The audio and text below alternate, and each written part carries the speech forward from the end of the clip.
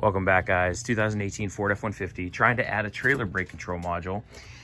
If you're as unlucky as me and you've already looked this up, don't know why it's not working for you, it's probably because you have a missing fuse 24. So if you look in here, fuse 24 is this one right here, and mine is obviously missing. Some people are lucky enough, if I can show it here, that you have pins. I do not have pins.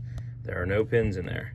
So that pretty much means you're screwed. So what you have to do is buy a new, you have a couple different options. You can either buy a new battery junction box from Ford or from like Tasca Parts or whatever. It's $250.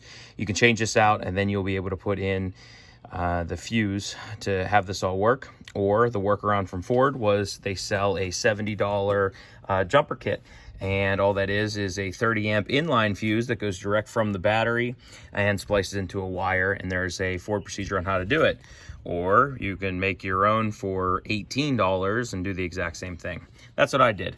I'll show you the parts that I ordered from Amazon, but it's 10 gauge wire, number 10 AWG wire that I ordered, 8-foot chunk or two 8-foot chunks for like 12 bucks, and then a 30 amp automatic resetting breaker.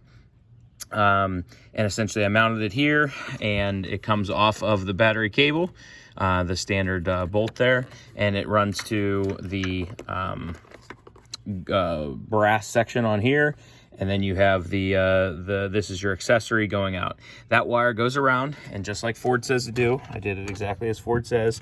Right down here, you can see that black wire goes into that gray grommet. That's a big gray grommet, probably 5 inches wide, and that's where your accessory or your wiring harness goes through the firewall. I poked a hole through the top right of it, and I pulled the thing out first to make sure I wasn't stabbing into anything on the backside or cutting a wire or something.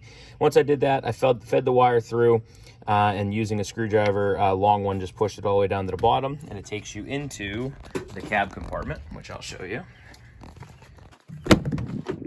When you go into the cab compartment, here's my wire coming up, and I have the glove box removed obviously right now, but you come up here with the wire, and there is a purple and red that you can see right there, violet or whatever you want to call it, and it says it in the Ford instructions. You're supposed to cut that flush. I left a little nub there in case I wanted to ever reconnect it, and then essentially you're going off the wiring harness here.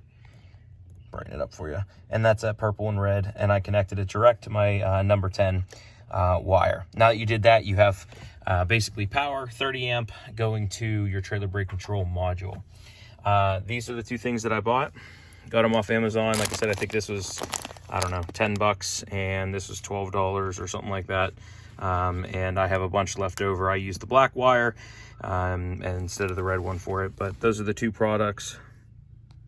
And cameras, there we go. Those are the two products and the two product codes for it that I went with. You could do a 30 amp inline breaker if you wanted to, and you only need about 5 foot maybe of wire. I left a little extra.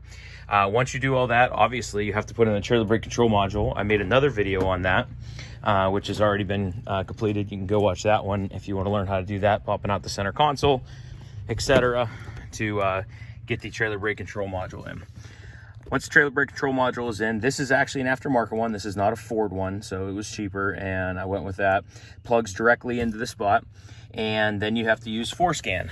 ForScan is with a computer, or you can go to the dealership and get this done too. They charge $150 to do this. It took me about 4 minutes. That's the adapter I have. It's the Wi-Fi one. Some people use a corded one. Do your research on ForScan stuff. I'm not an expert by any means. Now we turn it on. And whenever you turn it on, you'll see that if I now push the, let me get rid of all this stuff. If I push the accessory here, or if I push the trailer brake gain, you can change the gain. Let me, there we go. So you can actually see it a little better here. You can change the gain, and obviously you can use a trailer brake controller to its full potential. Very easy to do. Obviously, the whole thing cost me about $20 instead of $250, or plus the programming from Ford. I mean, it'd be about a $500 option. So wasn't hard, wasn't difficult. Don't be afraid to ask questions, guys, and I'll help you with anything I can. Don't forget to like and subscribe. Appreciate it.